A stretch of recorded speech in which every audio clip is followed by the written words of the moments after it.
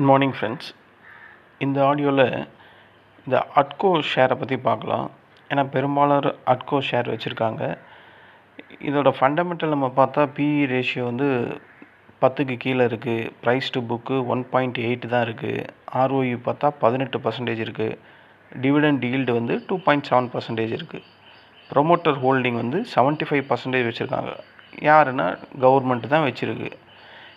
Fundamental நல்லா இருக்கும்போது ஏன் இந்த ஸ்டாக்ஸு பெரிய லெவலில் ஏற மாட்டுது அப்படின்ற மாதிரி கேள்வி. ஹட்கோ ஏன் கன்சாலிடேஷன்லேயே இருக்குது அப்படின்ற மாதிரி இன்னொரு கேள்வியும் கேட்டிருக்காங்க. இன்னொரு கேள்வி, இது மல்டிபேக்கர் ஆகுமா, நான் இதை ரொம்ப நாளாக ஹோல்ட் பண்ணிக்கிட்டு இருக்கேன் அப்படின்னு ஒரு கேள்வி. இது இந்த 220க்கும் 170க்குமே ரொம்ப நாளாக ட்ரேட் ஆகிட்டுருக்கு, அதுக்கு மேலே இதுக்கு போக தெரியாதா அப்படின்னு ஒரு கேள்வி. ஸோ இது மாதிரி ஏகப்பட்ட கேள்வி இந்த அட்கோவில் கேட்டிருக்காங்க. அட்கோ ஏன் இப்போ கன்சாலிடேஷனில் இருக்குது அப்படின்னா, அட்கோ ஒரு க்ரோத் கம்பெனி மாதிரிலாம் கிடையாது. பெரிய லெவலில் க்ரோத் ஆகும் அப்படின்ற மாதிரி கம்பெனி கிடையாது. இது ஒரு பிஎஸ்யூ ஃபினான்ஸ் கம்பெனி. மார்க்கெட்டில் ஒரு ஸ்டாக் வேல்யூவேஷன் கொடுக்கும்போது அதோட க்ரோத் எப்படி இருக்குது, ஃப்யூச்சர் ஏர்னிங் எவ்வளோ வேகமாக அதிகரிக்கும், இன்ஸ்டிடியூஷன்ஸ் பையிங் இருக்கா, மேனேஜ்மெண்ட் கேபிட்டல் அலோகேஷன் எப்படி இருக்குது, இதெல்லாம் பார்த்துட்டு தான் அதுக்கு வேல்யூவேஷனே கொடுக்கும். இதுதான் எல்லா ஷேர்லேயும் நடக்கக்கூடிய ஒரு விஷயம். அட்கோவுக்கு ஏர்னிங் க்ரோத் இருக்கா அப்படின்னு கேட்டால் இருக்குது.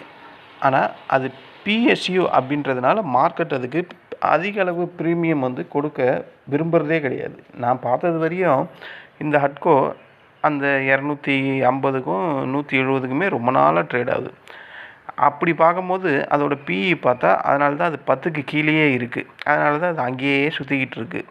ஏன் கன்சாலிடேஷன் ஆகுதுன்னா, அதுக்கு மார்க்கெட் வந்து பெரிய லெவலில் வேல்யூவேஷன் கொடுக்குறதே கிடையாது அட்கோவில். ஏன்னா அது பியூசி கவர்மெண்ட் செக்டார் அப்படின்றதுனால தான் அந்த பிரச்சனை. இப்போ இந்த அட்கோவில் என்ன விஷயங்கள் இருக்குது அப்படின்னு பார்த்தா, இதுக்கு மெயினாக கவர்மெண்ட் பேக்கிங், அதாவது கவர்மெண்ட் இதுக்கு பின்னாடி இருக்குது. அட்கோவில் லோன் புக்கு பெரும்பாலும் அரசு மற்றும் அரசு சார்ந்த நிறுவனங்களுக்கு மட்டுமே இந்த என்பிஏ இருக்கிறதுனால அதோட வேல்யூவேஷன் ரொம்ப குறைவாக இருக்குது. இன்ஃப்ராஸ்ட்ரக்சர் தீம் எப்படி இருக்குன்னா, அட்கோ ஹவுசிங் ஃபினான்ஸில் இருந்து இன்ஃப்ராஸ்ட்ரக்சர் ஃபினான்சிங்க்கு அதிகமாக ஷிஃப்ட் ஆகி கொஞ்சம் கொஞ்சமாக ஆகிட்டே இருக்குது.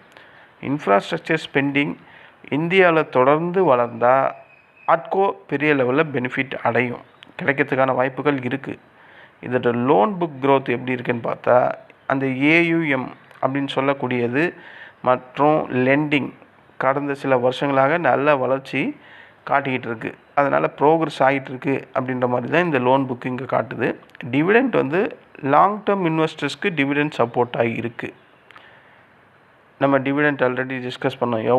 எவ்வளோ பர்சன்டேஜ் கொடுக்குறான் டிவிடெண்ட்டு, 2.7% கொடுக்குறான். ஸோ டிவிடெண்ட் வந்து லாங் டேர்ம் இன்வெஸ்டருக்கு ஒரு சப்போர்ட்டாக இருக்குன்னே சொல்லலாம்.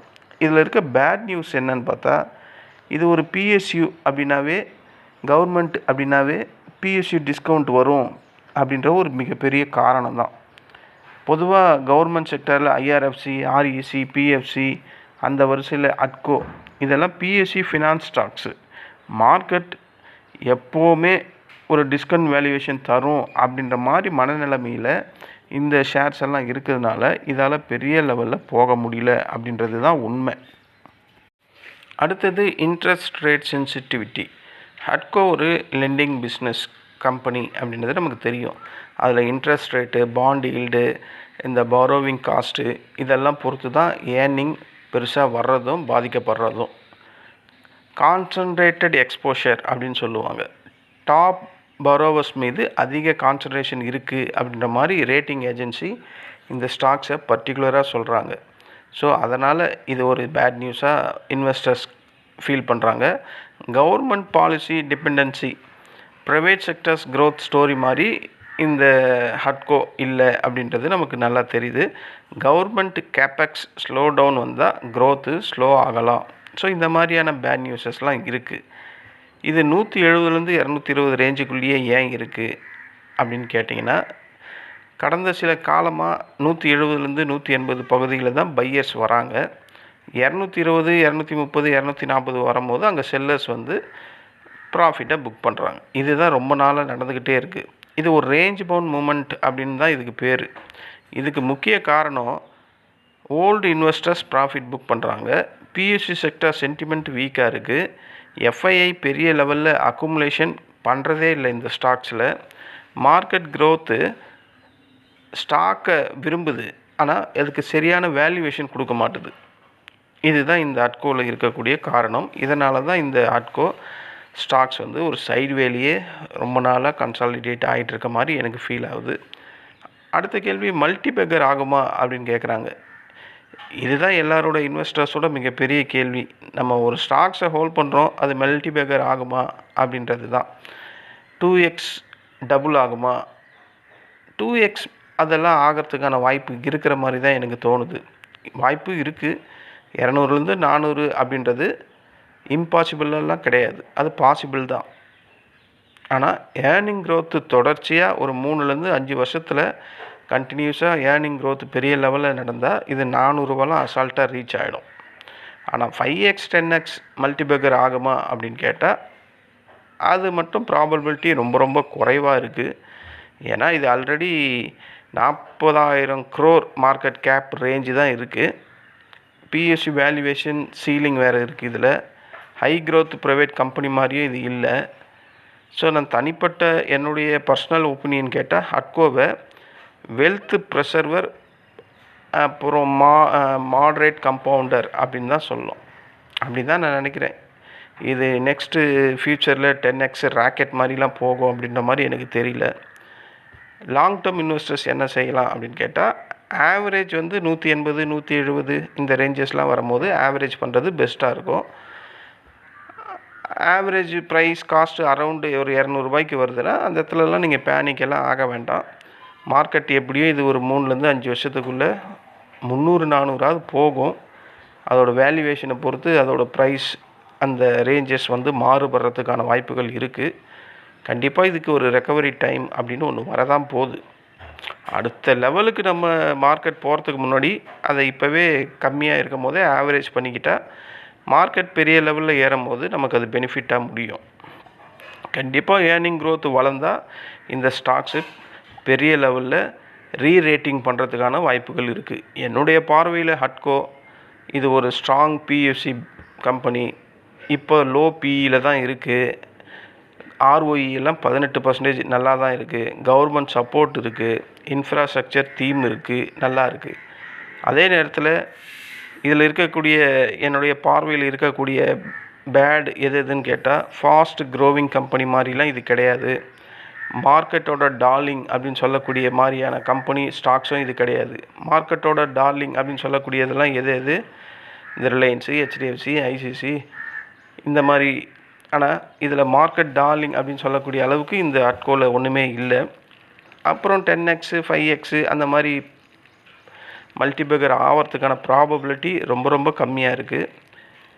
பிஎஸ்சி வேல்யூவேஷன் அப்படின்னும் போது கவர்மெண்ட்டு கண்டிப்பாக அதை டிஸ்கவுண்ட்டில் செல் பண்ணுறதுக்கான வாய்ப்புகள் இருக்குது, ஆஃபர் ஃபார் சேல். ஸோ இந்த 4மே இதை எதிர்நோக்கி இருக்கிறதுனால மார்க்கெட் இதுக்கு பெரிய லெவலில் க்ரோத் கொடுக்க மாட்டுது. அதனால தான் இந்த அட்கோவை ஸ்டெடி லாங் டேர்ம் காம்பவுண்டர் அந்த மாதிரி வேணும்னா நினச்சிக்கலாமே கண்டி, லைஃப் சேஞ்சிங் பண்ணக்கூடிய மல்டிபேக்கர் ஸ்டாக்ஸ் மாதிரிலாம் இல்லை அப்படின்றது நமக்கு இந்த ஃபண்டமெண்டலையும் அதோட சார்ட் அனலைஸையும் அதோட டெக்னிக்கலையும் பார்த்தா நமக்கு தெரியுது.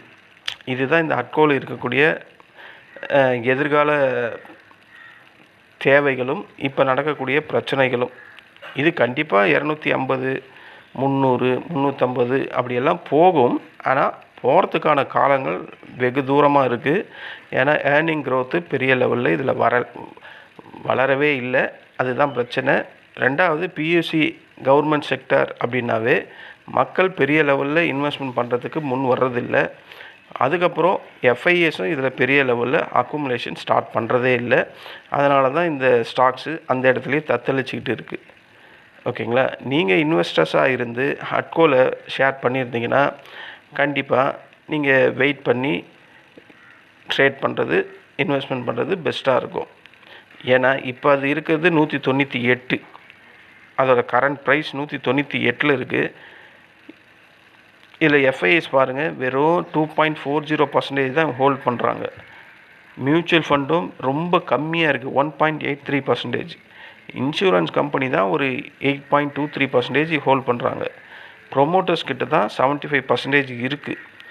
இதோட 52 லோ எவ்வளோ பார்த்தா 159 இருக்குது. 52 வீக் லோ. ஹை வந்து 246. அப்போ நம்ம சொன்ன மாதிரி தான் அந்த ரேஞ்சஸ்குள்ளேயே மார்க்கெட் ரொம்ப நாளாக ட்ராவல் ஆகிட்டுருக்கு அப்படின்றது நமக்கு இங்கே கிளியராக தெரியுது. இவன் நேற்று கூட 192 வரையும் வந்துட்டு இப்போ 198 ட்ரேட் ஆகிறான்.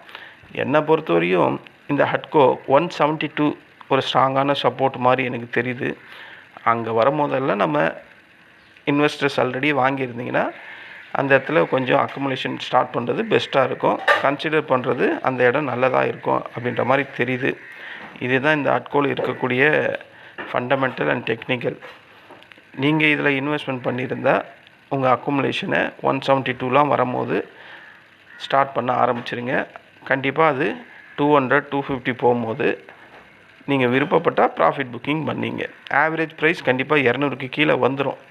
அப்போது அது 250 போகும்போது ஒரு ப்ராஃபிட்டபிள் ரேஞ்சுக்குள்ளே தான் இருக்கும். இது ரொம்ப நாளாகவே அந்த ஏரியாலே தாங்க சுற்றிக்கிட்டு இருக்கு. அதிகபட்சமாக 250 போவான், இல்லைனா இந்த 170 172 அந்த ரேஞ்சுக்கு வரான். சார்ட்டில் அப்படி தான் இருக்குது. ஸோ இதுதான் நீங்கள் கேட்ட இந்த ஹட்கோ ஷேரை பற்றியான டீட்டெயில்ஸ். இந்த ஆடியோ உங்களுக்கு பிடிச்சிருந்தா என்னுடைய சேனலை சப்ஸ்கிரைப் பண்ணுங்கள். நன்றி, வணக்கம்.